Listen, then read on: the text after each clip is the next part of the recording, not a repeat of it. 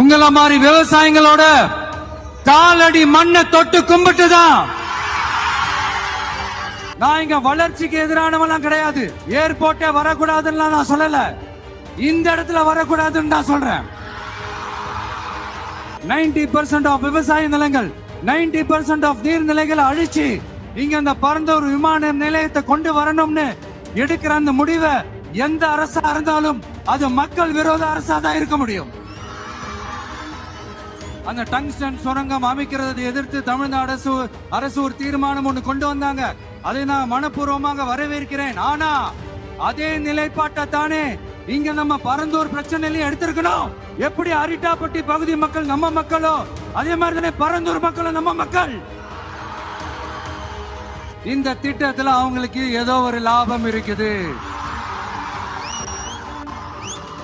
நீங்க எதிர்கட்சியா இருக்கும் போது 8 வழிச்சாலையை எதிர்த்தீங்க, அந்த காட்டுப்பள்ளி துறைமுகத்தை எடுத்தீங்க. அதே தானே இங்கேயும் அதே நிலைப்பாடு தானே இங்கேயும் எடுக்கணும். உங்களுடைய ஊர் கிராம தேவதைகளான கொல்லமெட்டால் அம்மன் மேலையும் எல்லை அம்மன் மேலையும் ரொம்பவே நம்பிக்கை வச்சிருக்கீங்கன்றது எனக்கு தெரிஞ்சது. அந்த நம்பிக்கையை இழந்துடாதீங்க. உங்களுக்காகவும் உங்க ஊருக்காகவும் இனி உங்க வீட்டு பிள்ளையான நானும் உங்களோட உறுதியா நிப்பேன். நான் ஏன் ஊருக்குள்ள வரணும்னு தடையின்னு எனக்கு தெரியல. வெற்றி நிச்சயம். எல்லாருக்கும் வணக்கம்.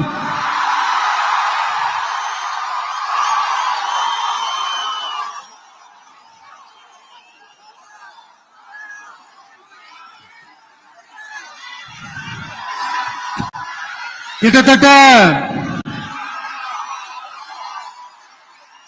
ஒரு 910 நாட்களுக்கு மேல உங்க மண்ணுக்காக போராடிட்டு இருக்கீங்க.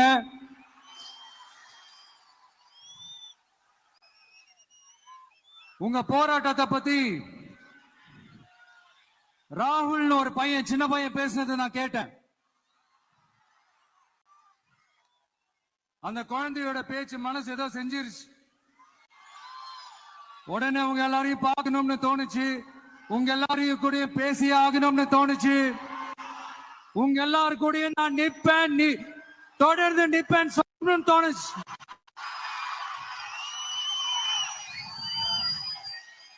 ஒவ்வொரு வீட்டுக்கும் ரொம்ப முக்கியமானவங்க அந்த வீட்டுல இருக்கிற பெரியவங்க தான். அதே மாதிரிதான் நம்ம நாட்டுக்கு ரொம்ப முக்கியமானவங்க உங்கள மாதிரி விவசாயிங்க தான். அதனால உங்கள மாதிரி விவசாயிகளோட காலடி மண்ணை தொட்டு கும்பிட்டுதான் என்னோட பயணத்தை தொடங்கணும்னு ஒரு முடிவோட தான் இருந்தேன். அதுக்கு சரியான இடம் இதுதான் எனக்கு தோணுச்சு.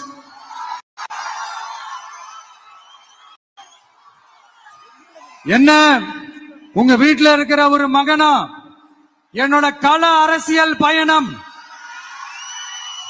உங்களோட ஆசீர்வாதத்தோட இங்கிருந்து தான் தொடங்குது. சரி, அதை விடுவோம். நம்மளுடைய முதல் மாநில மாநாட்டுல நம்ம கட்சியினுடைய கொள்கையை பத்தி நான் எடுத்து சொன்னேன். அதுல ஒண்ணுதான் இயற்கை வள பாதுகாப்பு. சூழலியல் மற்றும் காலநிலை நெருக்கடியை எதிர்கொள்ளக்கூடிய இயற்கைக்கு ஊறு விளைவிக்காத பகுதிசார் மாநில வளர்ச்சி பரவலாக்கம். இதான் நாம் அறிவிச்ச அந்த கொள்கை. இதான் நான் இங்க சொல்றதுக்கு காரணம் ஓட்டு அரசியலுக்காக இல்ல.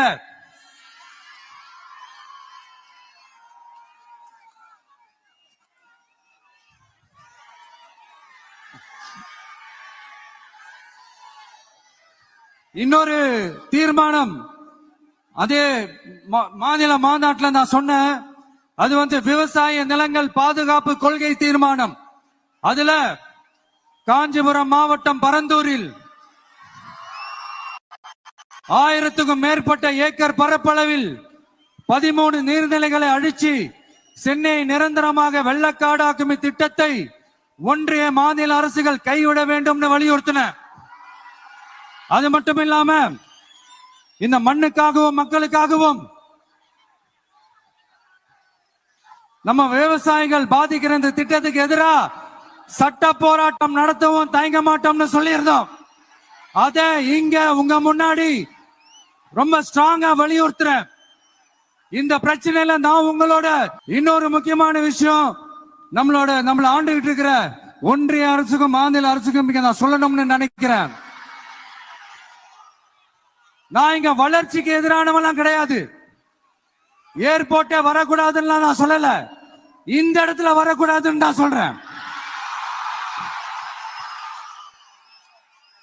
இத நான் சொல்லலன்னு வைங்களேன், இவன் வளர்ச்சிக்கு எதிரானவன் அப்படி இப்படின்னு சொல்லி ஒரு கதையை கட்டி ஆரம்பிச்சிருவாங்க. சரி, நமக்கு அதை பத்தி எல்லாம் கவலை இல்லைன்னு வைங்க.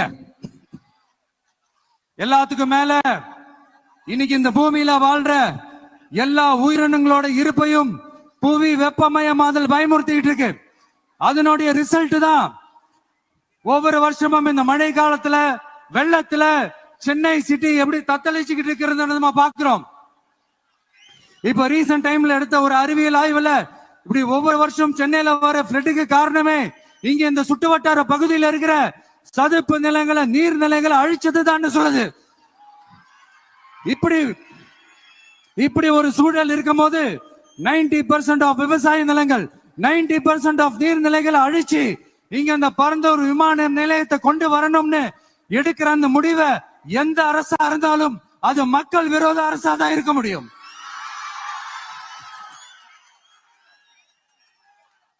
இப்ப சமீபத்துல நம்ம அரிட்டாப்பட்டி பகுதியில அந்த டங்ஸ்டன் சுரங்கம் அமைக்கிறதை எதிர்த்து தமிழ்நாடு அரசு ஒரு தீர்மானம் ஒண்ணு கொண்டு வந்தாங்க. அதை நான் மனப்பூர்வமாக வரவேற்கிறேன். ஆனா அதே நிலைப்பாட்டை தானே இங்க நம்ம பரந்தூர் பிரச்சனையிலையும் எடுக்கணும்.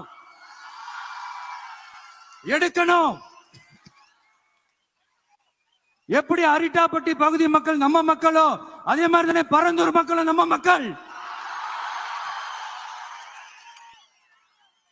அப்படித்தானே ஒரு அரசாங்கம் யோசிக்கணும். ஆனா அப்படி செய்யலையே. ஏன் செய்யல? ஏன்னா இந்த விமான நிலையத்தையும் தாண்டி இந்த திட்டத்துல அவங்களுக்கு ஏதோ ஒரு லாபம் இருக்குது.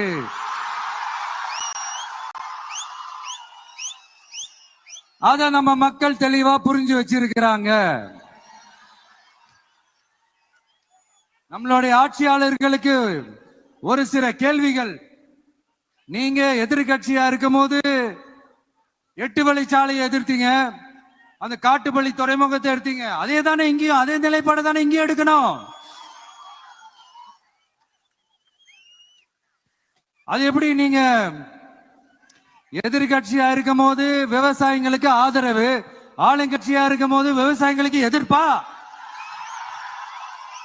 இது எனக்கு புரியலையே.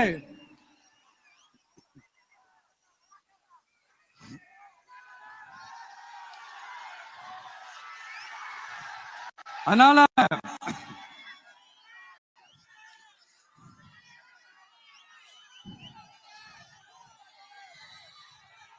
இனிமேலும் சொல்றேன், உங்க நாடகத்தெல்லாம் பார்த்துக்கிட்டு மக்கள் சும்மா இருக்க மாட்டாங்க. நீங்க உங்களோட வசதிக்காக அவங்களோட நிக்கிறதும் அவங்களோட நிக்காம இருக்கிறதும், நாடகம் ஆடுறதும் நாடகம் ஆடாம இருக்கிறதும், அது சரி. நம்புற மாதிரியே நாடகம் ஆடுறதுலதான் நீங்க கில்லாடிங்களாச்சு. அதையும் மீறி நம்ம விவசாயிங்க உங்க போராட்டத்துக்கு எதிராக போராடினாங்கன்னா பிரச்சனை தான். அதனால இனிமேல் உங்க நாடகத்தை பார்த்துக்கிட்டு மக்கள் சும்மா இருக்க மாட்டாங்க. உங்களோட இந்த விமான நிலையத்துக்காக நீங்க ஆய்வு செஞ்ச இடத்தை மறு ஆய்வு செய்யணும்னு ஒன்றிய அரசுக்கும் மாநில அரசுக்கும் நான் கேட்டுக்கிறேன். விவசாய நிலங்கள் இல்லாத இந்த பாதிப்புகள் குறைவா இருக்கிற இடங்களா பார்த்து உங்களுடைய விமான நிலையத்தை கொண்டு வாங்க. வளர்ச்சி தான் மக்களை முன்னேற்றம். ஆனா அந்த வளர்ச்சின்ற பேர்ல நடக்கிற அழிவு மக்களை ரொம்பவே பாதிக்கும்.